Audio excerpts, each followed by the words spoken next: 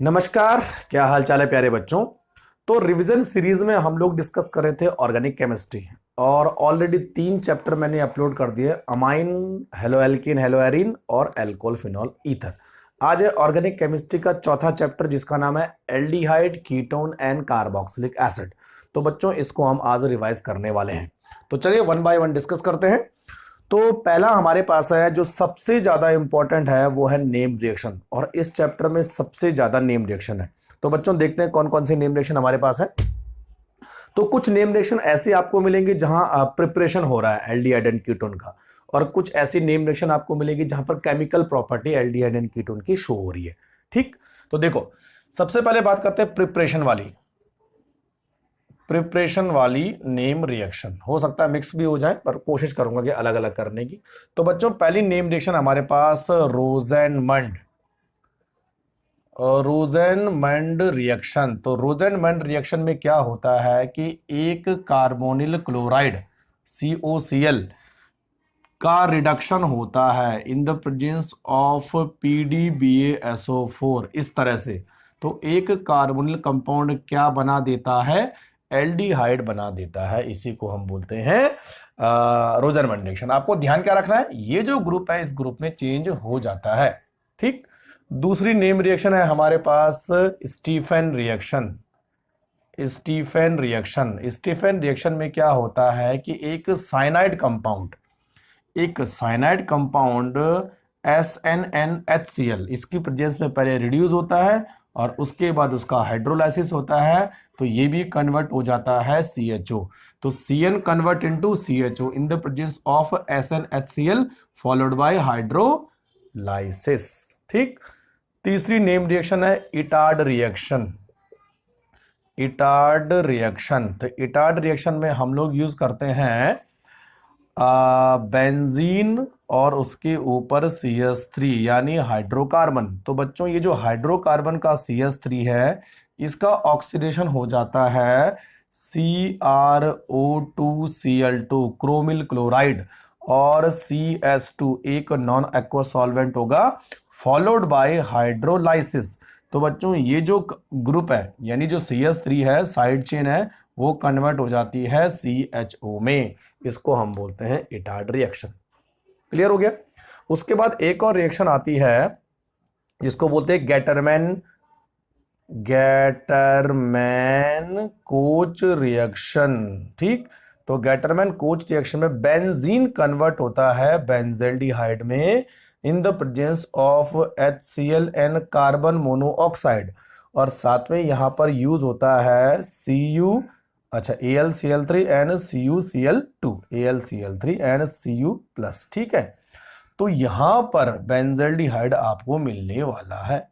तो बच्चों ये कुछ 4 नेम रिएक्शन है जहां पर आपको बेंजल्डिहाइड की फॉर्मेशन होती हुई दिखेगी, और आपको हमेशा क्या याद रखना है, ये जो रिएजेंट यूज होते हैं ना ये स्पेसिफिक होते हैं किसी पर्टिकुलर नेम रिएक्शन के लिए। ठीक, अच्छा एक और चीज यहां पर जो है जैसे ये ना साइनाइड, तो साइनाइड से एल्डिहाइड और तरीकों से भी बनाया जा सकता है। जैसे आपने पढ़ा होगा डाइबल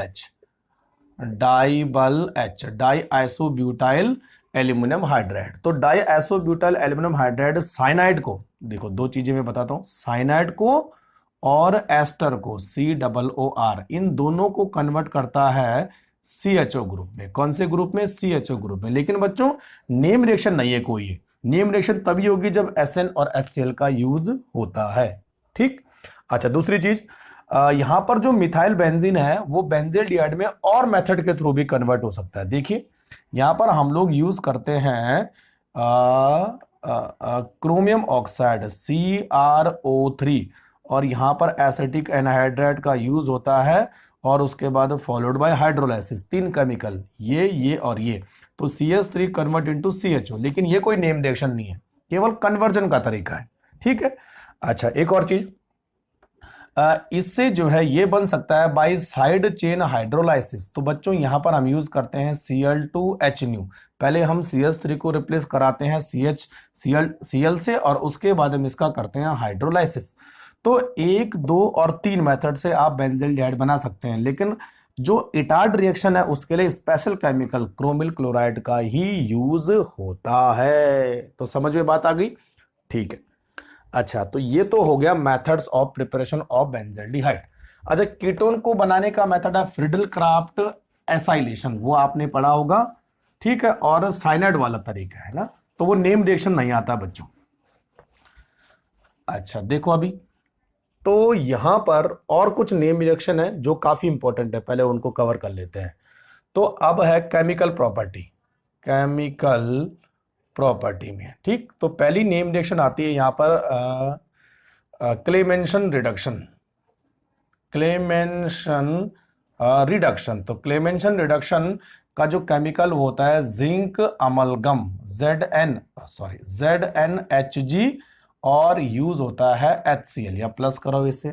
और दूसरी नेम रिएक्शन है वुल्फ कीशनर, वुल्फ कीशनर रिडक्शन। तो इसका जो केमिकल होता है वो होता है hydrogen followed by glycol, ethylene glycol followed by KOH। ये तीन केमिकल का मिक्सचर होता है, और इन दोनों में एक ही काम होता है, कार्बोनिल कंपाउंड का जो CO है वो कन्वर्ट हो जाता है इनटू CH2, यानी हाइड्रोकार्बन बनता है CJ। तो एल्डिहाइड और कीटोन किस में कन्वर्ट होंगे? हाइड्रोकार्बन में, with the help of these chemical. तो बस यही नेम रिएक्शन है ना। तो जिंक अमलगम और HCl, Clemmensen reduction, hydrogen ethylene glycol and KOH, इसके लिए क्या होता है? Wolff Kishner reduction. ठीक है बच्चों, समझ में आ गया। तीसरी रिएक्शन है आइडोफॉर्म रिएक्शन, आइडोफॉर्म रिएक्शन, ठीक है। तो आइडोफॉर्म रिएक्शन से दो तरह के क्वेश्चन आते हैं कि कौन सा कंपाउंड आइडोफॉर्म रिएक्शन देगा। तो जिन कंपाउंड में CH3CO ग्रुप प्रेजेंट होता है, मिथाइल कीटोन ग्रुप प्रेजेंट होता है, या मिथाइल कार्बोनिल ग्रुप प्रेजेंट होता है, वही जाके एक आइडोफॉर्म रिएक्शन देंगे। जैसे फॉर्मल्डिहाइड नहीं देगा, एसिटाल्डिहाइड देगा, एसीटोन भी देगा, ठीक है। प्रोपेनोल्डिहाइड नहीं देगा क्योंकि उसके पास CH3CO ग्रुप नहीं है। एसिटोफिनोन देगा, बेंजोफिनोन नहीं देगा, बेंजल्डिहाइड नहीं देगा। तो ऐसे कंपाउंड जिनमें ये ग्रुप प्रेजेंट होता है वही आइडोफॉर्म रिएक्शन देते हैं। इसके लिए जो केमिकल होता है वो होता है NaOH plus I2, NaOH plus I2, और कई बार ऐसा भी लिखा होता है NaOI, है ना। तो समझ जाना चाहिए कि हम आइडोफॉर्म रिएक्शन की बात करते हैं। तो आइडोफॉर्म रिएक्शन में क्या होता है, ऐसा कोई कंपाउंड है RCOCH3, ठीक है, इसके पास ये वाला कंपाउंड है, और वो I2 और NaOH की प्रेजेंस में, I2 और NaOH की प्रेजेंस में एक आइडोफॉर्म में कन्वर्ट हो जाता है CHI3, और जो आइडोफॉर्म होता है ये येलो कलर का सॉलिड हो जाता है। तो येलो मिल जाता है, इसका मतलब रिएक्शन हो रही है, येलो नहीं मिलता तो रिएक्शन नहीं हो रही है। और बाकी बचा हुआ जो हिस्सा है वो बच्चों एसिड में कन्वर्ट हो जाता है, RCOONA, मतलब उसका सॉल्ट बना लेता है सोडियम का। तो इतना हिस्सा जो है एसिड बनाता है और इतना हिस्सा जो है आइडोफॉर्म में कन्वर्ट हो जाता है। तो ये दो आपको इसके कंसेप्ट याद रखने हैं, ठीक है। अच्छा, उसके बाद आता है एल्डोल रिएक्शन एंड कैनिजारो, वो काफी इंपॉर्टेंट है ना, उस पर बहुत सारे क्वेश्चन पूछे जाते हैं। तो ये दोनों भी केमिकल प्रॉपर्टीज का ही पार्ट है, एल्डोल रिएक्शन एंड कैनिजारो। देखो, तो पहली रिएक्शन है एल्डोल रिएक्शन, एल्डोल रिएक्शन, ठीक है। तो बच्चों एल्डोल रिएक्शन वो कंपाउंड देते हैं जिनके पास अल्फा हाइड्रोजन प्रेजेंट होता है। और दूसरा कैनिजारो, कैनिजारो रिएक्शन वो कंपाउंड देते हैं जिनके पास अल्फा हाइड्रोजन नहीं होता है। सपोज अगर मैं बेंजल्डिहाइड की बात करूं तो ये कैनिजारो देगा लेकिन एल्डोल नहीं देगा। तो एकदम अपोजिट है, जो कैनिजारो देगा वो एल्डोल नहीं देगा, जो एल्डोल देगा वो कैनिजारो नहीं देगा। जैसे अगर मैं बेंजल्डिहाइड की बात करूं तो ये कैनिजारो देगा लेकिन एल्डोल नहीं देगा, लेकिन अगर मैं एसिटाल्डिहाइड की बात करूं तो ये एल्डोल देगा, कैनिजारो नहीं देगा। अगर मैं एसीटोन की बात करूं तो बच्चों ये एल्डोल देगा, कैनिजारो नहीं देगा। तो बस अल्फा हाइड्रोजन का ही ध्यान रखना है, ठीक है। अच्छा, अब रिएक्शन कैसे होगी? तो जो एल्डोल रिएक्शन है ना, पहले हम एल्डोल की बात करते हैं। एल्डोल रिएक्शन है ना, उसमें हम यूज करते हैं एल्कली इन डाइल्यूट फॉर्म, डाइल्यूट यानी 10% NaOH या 10% KOH का यूज होता है। और अगर मैं कैनिजारो की बात करूं तो बच्चों इसमें जो एल्कली होती है उसकी कॉन्सेंट्रेशन ज्यादा होती है, लगभग 50%, यानी कॉन्सेंट्रेटेड एल्कली का हम यूज करते हैं। ये बेसिक डिफरेंस है, ठीक।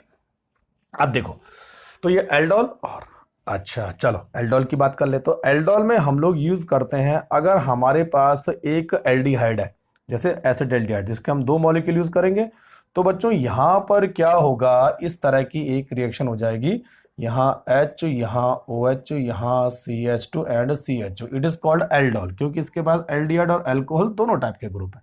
ठीक, तो ये एल्डोल हुआ, और यहां पर हम लोग यूज करेंगे NaOH एंड 10% NaOH। ठीक, तो 2 मॉलिक्यूल आपस में जुड़ जाते हैं, और अगर आप इसको हीट करते हो तो यहां से OH निकलता है, यहां से H निकलता है, तो डबल बॉन्ड यहां आ जाता है, तो ये कंपाउंड बनेगा CH3CH double bond CHO, alpha beta unsaturated aldehyde. तो इसको हम बोलते हैं एल्डोल कंडेंसेट प्रोडक्ट। ठीक है, तो इस तरह से एल्डोल रिएक्शन होती है, औरों के साथ भी आप एल्डोल रिएक्शन आराम से कर सकते हैं। तो अगर बच्चों सिमिलर एल्डिहाइड या सिमिलर कीटोन होता है तो उसको हम बोलते हैं नॉर्मल एल्डोल रिएक्शन या aldol reaction, simple aldol reaction. लेकिन अगर दो अलग अलग एल्डिहाइड, जैसे CH3CHO एंड CH3CH2CHO, 2 अलग अलग एल्डिहाइड या 2 अलग अलग कीटोन, या एक एल्डिहाइड और एक कीटोन आपस में एल्डोल रिएक्शन करते हैं, तो उस टाइप की रिएक्शन को हम बोलते हैं क्रॉस एल्डोल रिएक्शन। ठीक, तो चलो अब बात करते हैं कैनिजारो रिएक्शन। तो कैनिजारो रिएक्शन में ऐसा कोई कंपाउंड जिसके पास अल्फा हाइड्रोजन नहीं होता है, कॉन्संट्रेटेड यानी 50% KOH के साथ रिएक्शन करके एक अल्कोहल और एक कार्बोक्सिलिक एसिड में कन्वर्ट हो जाता है। तो COONA, Na है कि K है, तो K लगा हो यहां पर। ठीक, तो अल्कोहल और क्या बनता है, कार्बोक्सिलिक एसिड का पोटेशियम सॉल्ट बन जाता है, तो इसको हम बोलते हैं कैनिजारो रिएक्शन। तो बच्चों इस ग्रुप का ऑक्सीडेशन भी होगा एंड रिडक्शन भी होगा। तो रिडक्शन होगा तो अल्कोहल बनाएगा, ऑक्सीडेशन होगा तो कार्बोक्सिलिक एसिड बनाएगा। इसीलिए हम कैनिजारो रिएक्शन को डिस्प्रपोर्शनेशन रिएक्शन भी बोलते हैं, क्योंकि एक ही कंपाउंड का ऑक्सीडेशन भी हो रहा है और उसका रिडक्शन भी हो रहा है। क्लियर हो गया? ठीक है, तो ये दोनों रिएक्शन आपको ढंग से याद रखनी है। ठीक, अच्छा, तो चलो ये नेम रिएक्शन आपको इस तरह से याद रखनी है। इसमें तो नेम रिएक्शन बहुत सारी है और इनसे क्वेश्चन भी कई बार पूछे जाते हैं। तो नेक्स्ट हम डिस्कस करेंगे Fehling's test and Tollens test. देखो इधर है टॉलेंस टेस्ट और इधर है हमारे पास फेलिंग टेस्ट। ठीक है, सबसे पहले इनके रिएजेंट लिख दीजिए। टॉलेंस का होता है बच्चों ammoniacal silver nitrate solution. Ammoniacal silver nitrate solution को हम बोलते हैं टॉलेंस रिएजेंट, और इसको रिप्रेजेंट किया जाता है इस तरह से। देखो NH3 का होल ट्वाइस और उधर Ag होगा, और ये एक तरह का कॉम्प्लेक्स कंपाउंड है। ये सिल्वर, ये हमारे पास टॉलेंस रिएजेंट है। फेलिंग रिएजेंट जो होता है 2 सॉल्यूशन से मिलकर बना होता है, Fehling solution A and Fehling solution B। Fehling solution A होता है सॉल्यूशन ऑफ कॉपर सल्फेट, और फेलिंग सॉल्यूशन B होता है sodium potassium tartrate. Sodium potassium tartrate, जिसको हम शॉर्टकट में बोलते हैं रॉचले सॉल्ट, है ना। तो इसमें जो कॉपर होता है वो Cu2+ के फॉर्म में होता है। ठीक, अब दोनों क्या काम करते हैं, तो बच्चों दोनों जो है माइल्ड ऑक्सीडाइजिंग एजेंट है। क्या है? माइल्ड ऑक्सीडाइजिंग एजेंट है। They can oxidise aldehyde only. तो बच्चों ये एल्डिहाइड को कार्बोक्सिलिक एसिड में कन्वर्ट करने के काम आते हैं। They can not oxidise ketone को ये ऑक्सीडाइज नहीं कर सकते हैं, क्योंकि ये माइल्ड ऑक्सीडाइजिंग एजेंट है। तो ये केवल एल्डिहाइड को ऑक्सीडाइज करेंगे, किसमें? कार्बोक्सिलिक एसिड में। ठीक, अब देखो, तो यहां पर हमने लिया जैसे एल्डिहाइड, और ऊपर आपने रखा AgNH3 का होल ट्वाइस और इधर रखा प्लस। तो बच्चों ये क्या होगा? RCHO convert into RCOO minus, यहाँ पे H भी लगा सकते हैं। तो यहां पर एक इंपॉर्टेंट कन्वर्जन हो जाता है कि जो सिल्वर है वो सिल्वर मिरर की फॉर्म में प्रेसिपिटेट बना लेता है और टेस्ट ट्यूब की इनर वॉल पे चिपक जाता है। तो इसीलिए हम इसको बोलते हैं सिल्वर मिरर टेस्ट, और वो जो इनर वॉल है वो सिल्वर की वजह से काफी शाइन करने लगती है। तो सिल्वर का PPT बनता है जब टॉलेंस रिएजेंट का यूज होता है, और एल्डिहाइड किसमें कन्वर्ट हो जाता है? कार्बोक्सिलिक एसिड में। रही बात फेलिंग सॉल्यूशन की, तो बच्चों इसमें भी सेम होता है कि जो एल्डिहाइड है वो जो है कॉपर को, अच्छा इसमें जो है हम ये इस तरह यूज करते हैं इसको, तो एल्डिहाइड कन्वर्ट हो जाता है कार्बोक्सिलिक एसिड में, या इसको माइनस लगाओ, बाद में हम डिस्कस कर लेंगे कि भाई बैलेंस नहीं कर रहा हूं मैं, आपको केवल कंसेप्ट बता रहा हूं। लेकिन सबसे मेन क्या है बच्चों, यहां पर ये क्यूप्रस ऑक्साइड का red PPT, red brown PPT बनने लगता है क्यूप्रस ऑक्साइड का। तो पहले ये सॉल्यूशन किस कलर में था, ये सॉल्यूशन था ब्लू, क्योंकि उस पर कॉपर 2+ था, यानी क्यूप्रिक था। और इसके बाद रिएक्शन करने से ये बन गया रेड ब्राउन। रेड ब्राउन किसका कलर होता है, क्यूप्रस ऑक्साइड, यानी अब जो Cu है वो प्लस के फॉर्म में क्यूप्रस आ गया है, तो क्यूप्रिक से क्यूप्रिक बन जाता है, सॉल्यूशन ब्लू से और रेड हो जाता है, तो इंडिकेट करता है कि वहां पर जो है फैलिंग रिएजेंट ने काम किया है।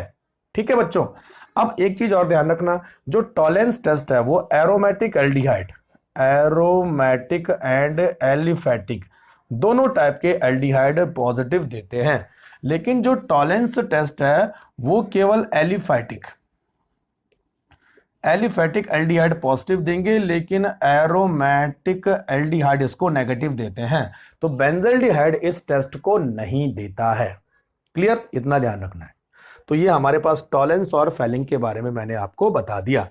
उसके बाद है बच्चों rate of reaction, rate of reaction of nucleophilic substitution towards aldehyde and ketone. इस पर भी कई बार क्वेश्चन पूछे जाते हैं।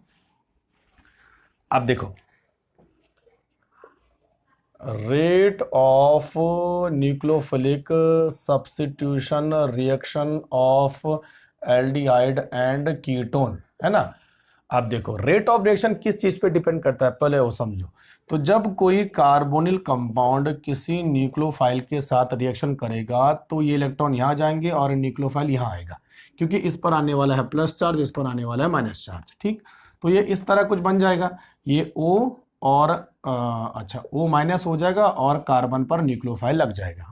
ठीक, अब उसके बाद बच्चों क्या होता है कि ये मीडियम से प्रोटॉन को एक्सेप्ट करता है और इस तरह का एक कंपाउंड बना लेता है, तो ये प्रोडक्ट हो जाएगा हमारा। ठीक है, ये इंटरमीडिएट हो गया और ये रिएक्टेंट हो गया, ये रिएक्टेंट हो गया और ये न्यूक्लियोफाइल हो गया। ठीक, तो जो भी aldehyde ketone nucleophilic substitution reaction करेगा, substitution sorry addition reaction, nucleophilic sorry है ना, एडिशन है, not substitution, it is nucleophilic addition reaction, क्योंकि न्यूक्लियोफाइल ऐड हो रहा है। तो कार्बोनिल कंपाउंड जो है मोस्टली न्यूक्लियोफिलिक एडिशन रिएक्शन देते हैं और इस तरह के प्रोडक्ट में कन्वर्ट हो जाते हैं। अब रेट ऑफ रिएक्शन मतलब कौन सा कार्बोनिल कंपाउंड फास्ट देगा और कौन सा स्लो देगा, ये किस पे डिपेंड करेगा बच्चों, ये डिपेंड करेगा उस कार्बोनिल कंपाउंड में प्लस चार्ज का मैग्नीट्यूड कितना है। ये ध्यान रखना, मैग्नीट्यूड ऑफ प्लस चार्ज, क्योंकि जो न्यूक्लियोफाइल है उस पर नेगेटिव चार्ज है और नेगेटिव चार्ज कितना जल्दी अटैक करेगा ये डिपेंड करेगा कि प्लस चार्ज का मैग्नीट्यूड कितना है।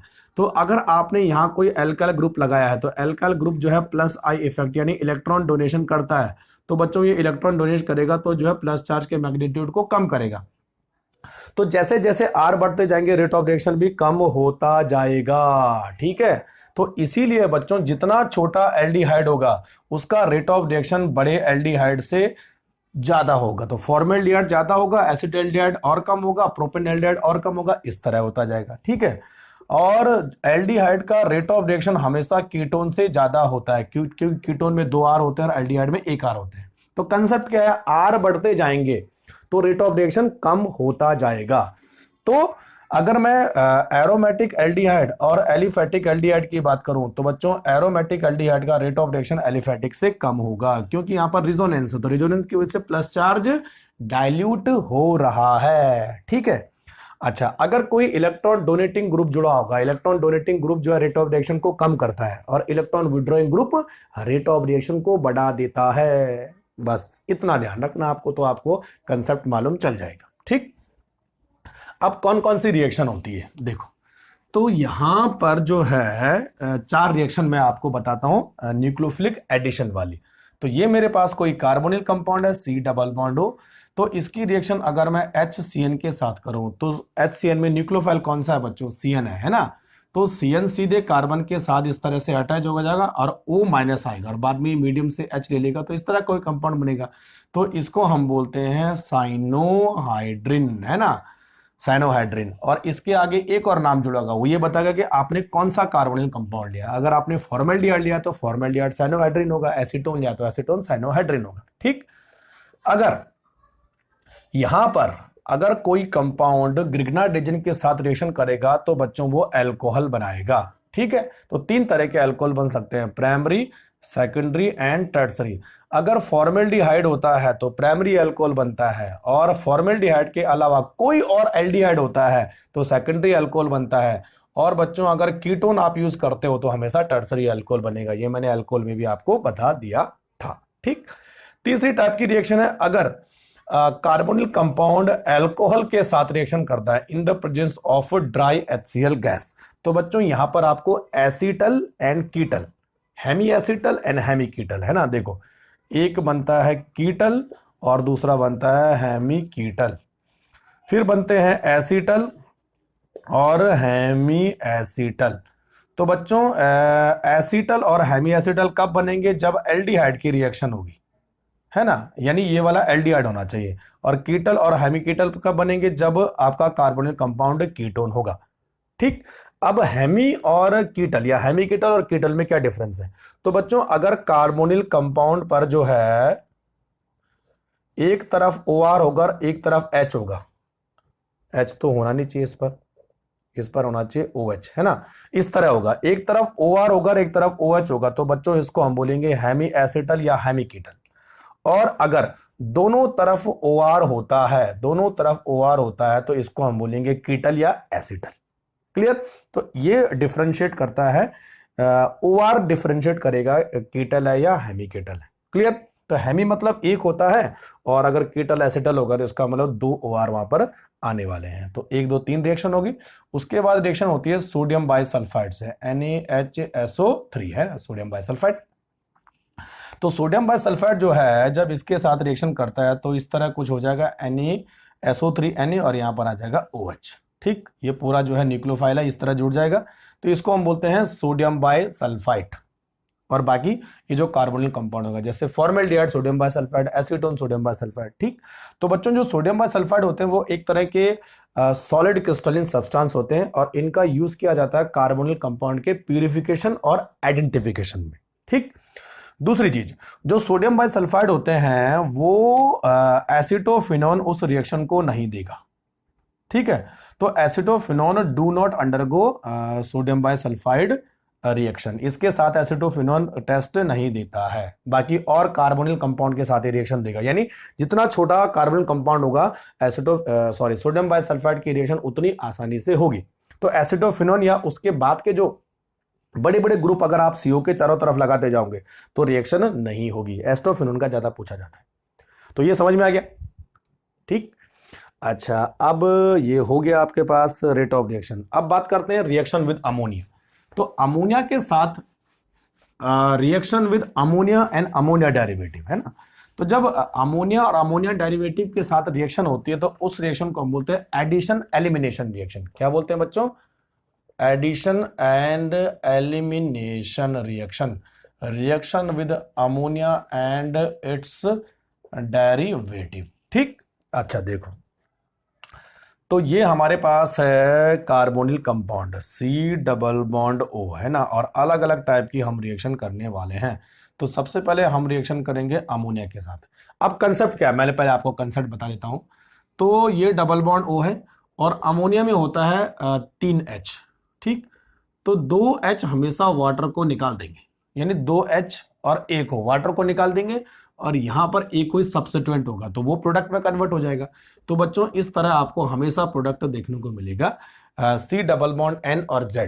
अब Z की वैल्यू अलग अलग होगी तो अलग अलग प्रोडक्ट आपको देखने को मिलेंगे। देखो जैसे यहां पर Z है H, तो यहां पर आपको इस तरह का प्रोडक्ट देखने को मिलेगा N और H। तो इसको हम बोलते हैं इमीन। क्या बोलते हैं? इमीन। अमीन नहीं है, इमीन।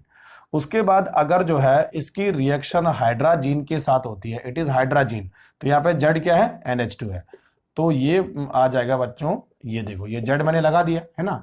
तो हाइड्राजीन से बनेगा हाइड्राजोन। क्या बनेगा? हाइड्राजोन। ये हाइड्राजीन है तो प्रोडक्ट होगा हाइड्राजोन। उसके बाद अगर आप इसमें हाइड्रोक्सिल अमीन की रिएक्शन करते हैं, हाइड्रोक्सिल अमीन यानी NH2OH, तो OHZ हो गया, तो बच्चों इस तरह प्रोडक्ट मिलेगा NOH। इसको हम बोलते हैं ऑक्साइम, है ना, ऑक्साइम मिलेंगे आपको। तो अगर रिएक्शन होती है फिनाइल हाइड्राजीन से NHNH2 तो प्रोडक्ट सेम बनेगा, phenyl hydrazone NH and PH, phenyl hydrazone. इधर हाइड्रोजन, हाइड्राजीन से हाइड्राजोन ही मिलेगा, चाहे फिनाइल है चाहे नॉर्मल है ना। अच्छा, एक और चीज होती है 2,4-DNP, तो इसको हम बोलते हैं 2,4-डाइनाइट्रोफिनाइल हाइड्राजीन। तो हाइड्राजीन ये रहा, और 2 पर NO2 एंड 4 पर NO2 है ना, 2,4, तो इसको हम बोलते हैं 2,4-DNP यानी डाइनाइट्रोफिनाइल हाइड्राजीन। तो रिएक्शन बच्चों सेम हो जाएगी है ना। बस ये देखो NNH और यहां पर बेंजीन रिंग, और एक नाइट्रो इधर और एक नाइट्रो इधर, तो 2,4-डाइनाइट्रोफिनाइल हाइड्राजोन हो जाएगा ये, ठीक। अच्छा, अगर इसकी रिएक्शन जो है अमाइन के साथ होगी, चाहे वो एलिफेटिक अमाइन हो चाहे वो एरोमेटिक अमाइन हो, तो ये जो है सब्स्टिट्यूटेड इमीन में कन्वर्ट हो जाता है N एंड R, ठीक है। तो it is called substituted imine, ठीक है। इमीन तो अमोनिया के साथ था, लेकिन यहां पर R आ गया है, तो it is called substituted imine, और इसको हम बोलते हैं सिप्स बेस, सिप्स बेस। तो बच्चों कई बार ऐसा क्वेश्चन आता है कि भाई अमाइन के साथ रिएक्शन करके कार्बोनिल कंपाउंड क्या बनाते हैं, तो सिप्स बेस बनाते हैं। अच्छा, एक लास्ट रिएक्शन होती है सेमी कार्बाजोन के साथ, तो सेमी कार्बाजोन का फॉर्मूला होता है NH2NH2, ठीक है। अब इसमें 2 NH2 है, तो किस NH2 से हमें जोड़ना है, तो बच्चों इस NH2 से हमें जोड़ना है, क्योंकि यहां पर जो न्यूक्लियोफाइल है वो ज्यादा स्ट्रॉन्ग है एज कंपेयर टू दिस, क्योंकि इसके इलेक्ट्रॉन जो है इस O की तरफ चले गए due to resonance and due to electron withdrawing effect. तो हमेशा ध्यान रखना इस तरफ से जोड़ना है, तो इस तरफ से जोड़ोगे तो ऐसा बनेगा ये NNHCONH2, ठीक है। इस तरफ से नहीं जोड़ना है, तो इसको हम बोलेंगे सेमी कार्बाजाइड, सेमी कार्बाजाइड, ठीक। तो ये पूरे किसके साथ रिएक्शन हो गई बच्चों, अमोनिया के साथ रिएक्शन हो गई है ना। अब और कुछ इसमें बचा है, तो मुझे नहीं लगता है कि इसमें बचा है कुछ। फेलिंग टेस्ट भी हो गया, पूरा हो गया, ठीक ठीक ठीक ठीक ठीक ठीक ठीक ठीक ठीक ठीक है। तो ये कुछ बेसिक कुछ इंपॉर्टेंट पॉइंट मैंने आपको बता दिया aldehyde ketone and carboxylic acid के, तो लगभग आधा घंटा हो चुका है। अच्छा, कार्बोक्सिलिक एसिड रह गया है, तो हो सकता है कि मैं उसके लिए एक नया वीडियो बनाऊं या इसी वीडियो में ऐड कर दूं, तो अगर ऐड हो जाएगा तो देख लेना, ठीक है बच्चों।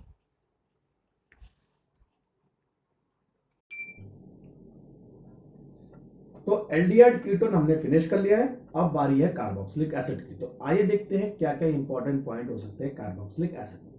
तो बच्चों सबसे पहले बात करते हैं टाइप्स ऑफ कार्बोक्सिलिक एसिड, इस पर भी कई बार क्वेश्चन आता है ना। तो देखो ये है बहुत सिंपल कार्बोक्सिलिक एसिड जिसका नाम है इथेनोइक एसिड, ठीक। उसके बाद है COOH, it is called oxalic acid, क्या बोलते हैं इसको, ऑक्सैलिक एसिड। अब एक एक कार्बन बढ़ाते जाओ, तो बच्चों ये जो कंपाउंड हुआ CH2COOH, it is called malonic acid, malonic acid, ठीक है। अच्छा, एक कार्बन और बढ़ाते जाओ, तो ये हो गया हमारे पास सक्सिनिक एसिड। कौन सा एसिड बच्चों, सक्सिनिक एसिड, ठीक। एक कार्बन और बढ़ाते जाओ, तो यहां पर आपको मिलेगा ग्लूटारिक एसिड, तो इसका नाम हो जाएगा ग्लूटारिक एसिड, है ना। और लास्ट में जो है इस तरह करो आप इसको, यहाँ 2 कार्बन हो गए, यहाँ 2 कार्बन हो गए, यहाँ 2 कार्बन हो गए, यहाँ COOH, यहाँ COOH, है ना, टोटल 6 कार्बन हो गए, तो इसको हम बोलते हैं एडिपिक एसिड, ठीक। अच्छा, IUPAC नाम देखें तो ethanoic acid, ethene 1,2 die oic acid, यहां पर हो गया 1 2 3 propane 1 3 dioic acid, butane 1 4 dioic acid, 1 2 3 4 5 pentane 1 5 die oic acid, और हेक्सेन 1 6 डाई ओइक एसिड, ठीक है। अच्छा, अब अगर मैं बेंजीन की बात करूं, तो बेंजीन पर अगर एक कार्बोक्सिलिक एसिड ग्रुप लगा हुआ तो बेंजोइक एसिड, और 2 लगे होंगे तो इसको हम बोलते हैं थैलिक एसिड, थैलिक पी से शुरू होता है ना, थैलिक एसिड PA। तो बच्चों अगर दोनों ऑर्थो पर होते हैं तो थैलिक एसिड, अगर एक ऑर्थो पर और एक मेटा पर, मतलब मेटा पोजीशन बनती है दोनों की, तो यहां पर बनते हैं आइसोथैलिक एसिड। और अगर दोनों एक दूसरे से पैरा पर होते हैं तो उसको हम बोलते हैं टरथैलिक एसिड। ठीक, तो phthalic acid, isophthalic acid and terephthalic acid. Clear. अगर जो है कार्बोक्सिलिक एसिड के साथ NH2 ग्रुप जुड़ा होता है तो उसको हम बोलते हैं एंथ्रालिक एसिड, और कार्बोक्सिलिक एसिड का CHO जुड़ा होता है तो उसको हम बोलते हैं सैलिसिलिक एसिड। ठीक, तो ये कुछ कॉमन कार्बोक्सिलिक एसिड है जिनसे कई बार क्वेश्चन पूछे जाते हैं। अब बात करते हैं मेथड ऑफ प्रिपरेशन। तो कई सारे कंपाउंड है जिनसे हम कार्बोक्सिलिक एसिड को बना सकते हैं। अब देखिए प्रिपरेशन, प्रिपरेशन, ठीक है। अच्छा, सबसे पहले बनाएंगे बच्चों एल्कोहल से। पहला मेथड है फ्रॉम एल्कोहल। तो एल्कोहल का करना पड़ेगा, हमें क्या करना पड़ेगा, ऑक्सीडेशन। तो जब हम एल्कोहल का ऑक्सीडेशन करेंगे तो हमें क्या मिल जाएगा, कार्बोक्सिलिक एसिड मिल जाएगा। तो ये रहा हमारे पास एल्कोहल और ये हमने बना दिया कार्बोक्सिलिक एसिड। तो बच्चों यहाँ पर हमें क्या यूज करना पड़ेगा, ऑक्सीडाइजिंग एजेंट। तो हमारे पास मोस्ट कॉमन ऑक्सीडाइजिंग एजेंट है कि MnO4 और दूसरा है CrO3। दोनों ही एसिडिक कंडीशन में काम करते हैं। ठीक है, तो ये दोनों जो है एल्कोहल को किसमें कन्वर्ट कर देंगे, कार्बोक्सिलिक एसिड में कन्वर्ट कर देंगे। लेकिन बच्चों ध्यान रखना यहाँ पर प्राइमरी अल्कोहल होना चाहिए। तो सेकेंडरी अल्कोहल होगा तो वो मिक्सचर ऑफ कार्बोक्सिलिक एसिड बनाएगा। तो अल्कोहल से हमने बना दिया।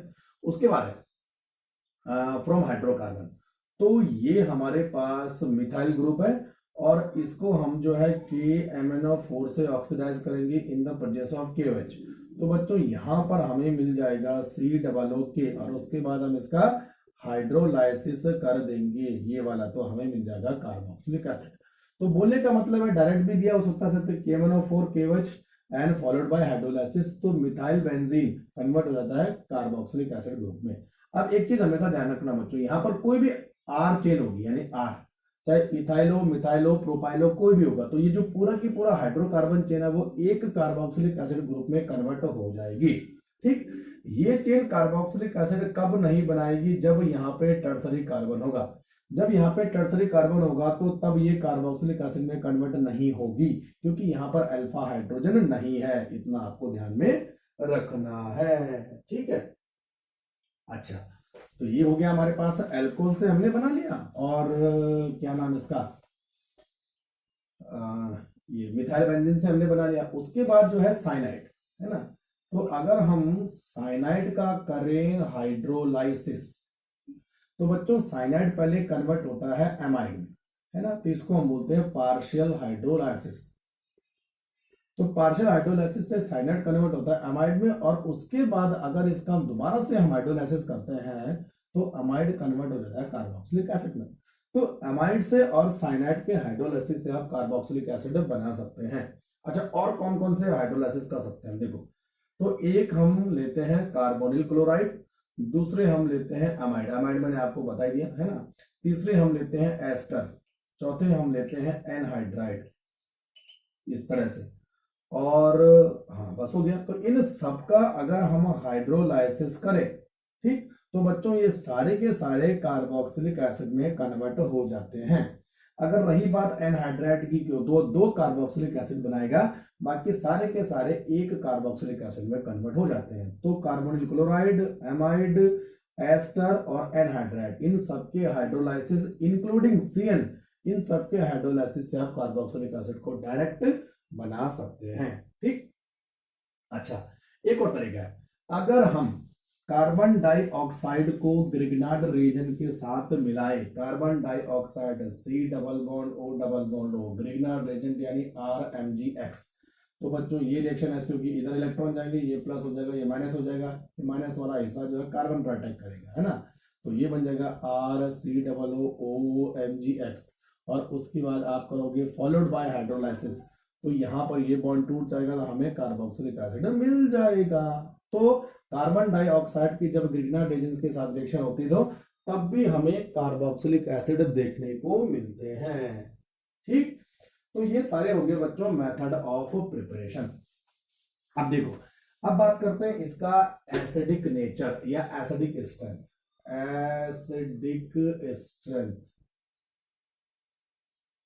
है ना। तो बच्चों जो कार्बोक्सिलिक एसिड होते हैं वो बहुत अच्छे एसिड होते हैं क्योंकि वो रेजोनेंस के थ्रू आराम से प्रोटॉन को रिलीज कर देते हैं। तो they are as good as acid from alcohol and phenol. Phenol और अल्कोहल से भी बहुत अच्छे एसिड होते हैं। ठीक, अच्छा अब देखते हैं कि जो कार्बोक्सिलिक एसिड है उनकी एसिडिटी को हम किस तरह से मॉडिफाई कर सकते हैं। तो बच्चों जो कार्बोक्सिलिक एसिड होते हैं वो इस तरह से होते हैं ना, R C double O H, यहाँ पे आर लगा होता है और यहाँ पे ओ एन एच। अच्छा, इसको थोड़ा और अच्छे तरीके से मैं आपको बना के बताता हूं।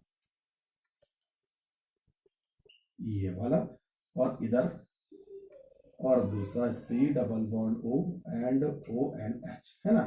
तो यहां पर आपको एच निकालना है, इस पर माइनस चार्ज लगाना पड़ेगा। तो मान लीजिए कि ये जो है इस तरह से आपको लिखना पड़ेगा, माइनस और एच प्लस। ठीक, अब देखिए बच्चों, it is a carboxylate ion, it is a carboxylate ion. जब ये एच प्लस को दे देगा तो कार्बोक्सिलेट आयन में कन्वर्ट हो जाएगा।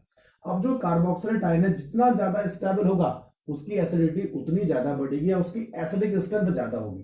तो अगर यहां पर हमने इलेक्ट्रॉन विड्रॉइंग ग्रुप जोड़ दिया, इलेक्ट्रॉन विड्रॉइंग ग्रुप, तो ये क्या करेगा, इलेक्ट्रॉन को खींचेगा, यहां से इलेक्ट्रॉन को खींचेगा तो यहां पर जो है चार्ज कम होगा। तो बच्चों चार्ज कम होगा तो एसिडिक स्ट्रेंथ बढ़ेगी, एसिडिक स्ट्रेंथ बढ़ेगी। और अगर आपने इलेक्ट्रॉन डोनेटिंग ग्रुप जोड़ दिया तो ये इलेक्ट्रॉन को देगा, यहां पर इलेक्ट्रॉन देगा तो चार्ज बढ़ जाएगा, चार्ज बढ़ेगा तो स्टेबिलिटी कम होगी, तो एसिडिटी कम होती है। बस आपको ये ध्यान रखना। तो electron withdrawing group increase the acidic strength of carboxylic acid and electron donating group decrease the acidic strength of carboxylic acid. ठीक है, तो विड्रॉइंग बढ़ाएंगे और डोनेटिंग कम करेंगे। अगर मैं बेंजीन की बात करूं तो बेंजीन में भी ऐसा ही फर्क पड़ता है ना। बेंजीन में 2 कार्बोक्सिलिक एसिड आपने रखे हैं इस तरह से, तो यहां अगर आपने NO2 जोड़ दिया तो एसिडिक स्ट्रेंथ ज्यादा होगी और यहां आपने CH3 जोड़ दिया तो एसिडिक स्ट्रेंथ कम होगी। बस इतना आपको ध्यान रखना है, सारे के सारे क्वेश्चन सॉल्व हो जाएंगे। बस आपको ये भी ध्यान रखना है कि किसकी विड्रॉइंग पावर ज्यादा है, जिसकी विड्रॉइंग पावर ज्यादा होगी उसकी एसिडिक स्ट्रेंथ भी ज्यादा होगी। जैसे F ज्यादा, Cl कम, Br और कम, I कम, NO2 ज्यादा, Cn कम, है ना। तो इस तरह से इनका ऑर्डर भी आपको याद रखना है। तो ये एसिडिक स्ट्रेंथ हो गया। अच्छा, अब बात करते हैं कि एसिडिक स्ट्रेंथ हो गया, ये हो गया, हाँ फिजिकल प्रॉपर्टी। तो बच्चों फिजिकल प्रॉपर्टी में आपको याद रखना है बॉइलिंग पॉइंट एंड सॉल्युबिलिटी। तो बॉइलिंग पॉइंट और सॉल्युबिलिटी के मामले में ये अल्कोहल और अल्कोहल, फिनॉल, अमाइन, इनसे सबसे बेटर परफॉर्मेंस करते हैं, अच्छे सॉल्युबल होते हैं और बॉइलिंग पॉइंट भी ज्यादा होता है। रीजन क्या है, हाइड्रोजन बॉन्डिंग। तो इनके पास 2 O है, एक O में H है, एक O में C डबल बॉन्ड O है ना। तो 2 तरफ से हाइड्रोजन बॉन्डिंग होगी। तो ये गैस फेज में भी डायमर के फॉर्म में रहते हैं। तो डायमर के फॉर्म में रहने का मतलब क्या है कि इनके पास इंटरमॉलिक्यूलर हाइड्रोजन बॉन्डिंग ज्यादा होती है अल्कोहल और फिनॉल से, इसलिए ये जो है अल्कोहल फिनॉल से ज्यादा अच्छे सॉल्युबल होते हैं वाटर में और इनका बॉइलिंग पॉइंट भी ज्यादा होता है। क्लियर। अच्छा, अब बात करते हैं कि केमिकल रिएक्शन क्या होती है। तो ये हमारे पास कार्बोक्सिलिक एसिड है। ठीक, तो अब देखो बच्चों, तो जब कार्बोक्सिलिक एसिड जो है SOCl2, PCl5, PCl3 इन सबके साथ रिएक्शन करता तो हमें कार्बोनिल क्लोराइड देखने को मिलते हैं। ठीक है, तो OH हट जाएगा और Cl लग जाएगा। अगर कार्बोक्सिलिक एसिड जो है अल्कोहल के साथ रिएक्शन करते हैं तो हमें एस्टर देखने को मिलते हैं, RCOOR। ठीक, अगर कार्बोक्सिलिक एसिड जो है अमोनिया के साथ हीट किए जाते हैं तो दे गिव एमाइड। तो ये हमें क्या देते हैं बच्चों, एमाइड देते हैं। अगर कार्बोक्सिलिक एसिड दूसरे कार्बोक्सिलिक एसिड के साथ रिएक्शन करते हैं तो हमें क्या मिलता है, हमें मिलते हैं एनहाइड्राइड। तो RCO का होल ट्वाइस NO। तो एस्टर भी बनते हैं, एमाइड भी बनते हैं, एनहाइड्राइड भी बनते हैं और कार्बोनिल क्लोराइड की फॉर्मेशन भी होती है डिफरेंट कंपाउंड के साथ। और दूसरी चीज, अगर हम कार्बोक्सिलिक एसिड को सिंपल हीट करें तो बच्चों इससे जो है CO2 ग्रुप निकल जाता है और ये हाइड्रोकार्बन में कन्वर्ट हो जाता है और इस रिएक्शन को हम बोलते हैं डीकार्बोक्सिलेशन। लेकिन हीट के लिए आपको किसकी जरूरत पड़ेगी, NaOH प्लस CaO, इसको हम बोलते हैं सोडा लाइम। तो सोडा लाइम की प्रेजेंस में कार्बोक्सिलिक एसिड हीट करने से हाइड्रोकार्बन में कन्वर्ट हो जाते हैं, इसको हम बोलते हैं डीकार्बोक्सिलेशन रिएक्शन। कौन सी रिएक्शन, डीकार्बोक्सिलेशन रिएक्शन। ठीक, चलो तो ये हो गया। अच्छा, अब अगर हम कार्बोक्सिलिक एसिड का रिडक्शन करें तो बच्चों हमें क्या मिलेगा, तो हमें मिलते हैं अल्कोहल। तो ये हमारे पास कार्बोक्सिलिक एसिड है और इसका हम करते हैं रिडक्शन। तो रिडक्शन में दो केमिकल यूज होते हैं, lithium aluminium hydride and diborane B2H6। तो ये भी यूज हो सकता है और में ये भी यूज हो सकता है। ठीक है, तो फॉलोड बाय हाइड्रोलाइसिस होता है दोनों केस में, तो आपको प्राइमरी अल्कोहल देखने को मिलेंगे। क्लियर। तो ये दोनों जो है स्ट्रॉन्ग रिड्यूसिंग एजेंट होते हैं, इसलिए कार्बोक्सिलिक एसिड को अल्कोहल में कन्वर्ट कर देते हैं। H2PT और NaBH4 कार्बोक्सिलिक एसिड को अल्कोहल में कन्वर्ट नहीं कर पाएंगे। ठीक, अच्छा, यहां पर एक नेम रिएक्शन आती है जिसका नाम है हेल-वोल्हार्ड। हेल-वोल्हार्ड ऐसा कुछ नेम है इसका, जेलिंस्की रिएक्शन, ऐसा कुछ नाम है इसका, हेल-वोल्हार्ड जेलिंस्की रिएक्शन, और इसको शॉर्ट करने बोलते हैं HBZ रिएक्शन। तो बच्चों इसमें क्या होता है कि एक कार्बोक्सिलिक एसिड जिसमें अल्फा हाइड्रोजन प्रेजेंट है, वो रेड फॉस्फोरस और हेलोजन की प्रेजेंस में इस अल्फा हाइड्रोजन से H निकल जाता है और उसकी जगह में एक हेलोजन का एंट्री हो जाता है। तो सब्स्टिट्यूशन रिएक्शन है ऑफ अल्फा हाइड्रोजन, है ना, हेलोजन अल्फा हाइड्रोजन को निकाल के उसकी जगह में आ गया, तो इसको हम बोलते हैं HBZ रिएक्शन। तो ये हमेशा ध्यान रखना, अगर रेड फॉस्फोरस और X2 हो तो इस तरह आपको सब्स्टिट्यूशन रिएक्शन करवानी है अल्फा हाइड्रोजन पर। तो बच्चों एक चीज हमेशा ध्यान रखना कि जिन कार्बोक्सिलिक एसिड के पास अल्फा हाइड्रोजन होगा वही इस रिएक्शन को देंगे, अदरवाइज कोई भी कार्बोक्सिलिक एसिड इस रिएक्शन को नहीं देते हैं। ठीक, अच्छा, लास्ट में आता है इलेक्ट्रोफिलिक सब्स्टिट्यूशन रिएक्शन। तो एल्डिहाइड कीटोन, देखो aldehyde ketone and carboxylic acid तीनों ही मेटा डायरेक्टिंग ग्रुप है। तो बच्चों जब भी इसमें जो है इलेक्ट्रोफाइल अटैक करेगा तो हमेशा जो ये इलेक्ट्रोफाइल है वो मेटा पोजीशन पर लग जाएगा। तो चाहे यहां पर आप कार्बोक्सिलिक एसिड लिखो, चाहे यहां पर एल्डिहाइड लिखो, चाहे यहां पर आप कीटोन लिखो, तीनों केस में कहां कौन से प्रोडक्ट बनेंगे, मेटा डेरिवेटिव बनेंगे। बस इतना ध्यान रखना है। ठीक है, तो चलिए, तो ये कार्बोक्सिलिक एसिड का भी मैंने आपको रिवीजन करवा दिया। अगर कोई और मेथड से आप रिवीजन चाहते हैं तो मुझे कमेंट बॉक्स में लिख सकते हैं। Thank you very much.